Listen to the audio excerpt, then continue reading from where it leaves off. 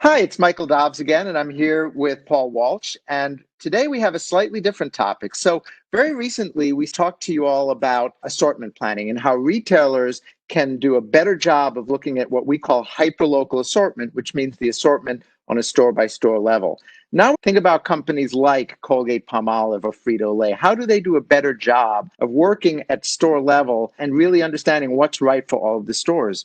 And this comes into something that we call Salesforce enablement. So we all know there's a great company which we do a lot of work with called Salesforce. But when I talk about Salesforce enablement, what I actually mean is the team of people who go out from a CPG company and sell to retail.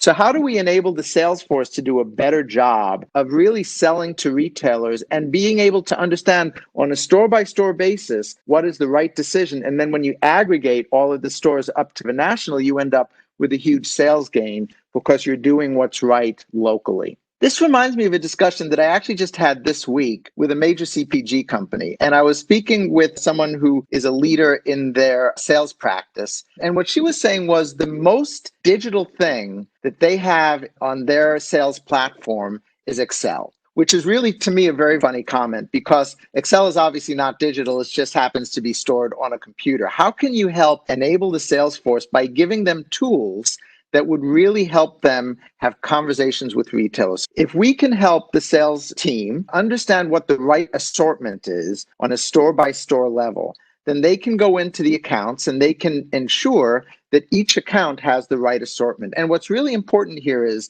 retailers today don't want to know what is the best assortment to sell more Coca-Cola or to sell more Pepsi-Cola or to sell more Colgate toothpaste. What they want to know is what's the best assortment to maximize my sales in the entire category in the store.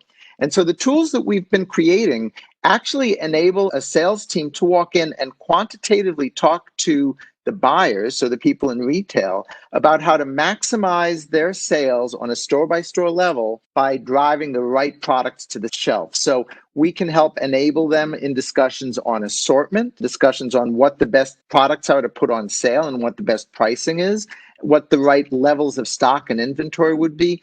All of these decisions, instead of trying to make them on a national level, we can actually help the sales team make them on a local store level and then aggregate them up to have a better understanding of what the national footprint is really going to look like.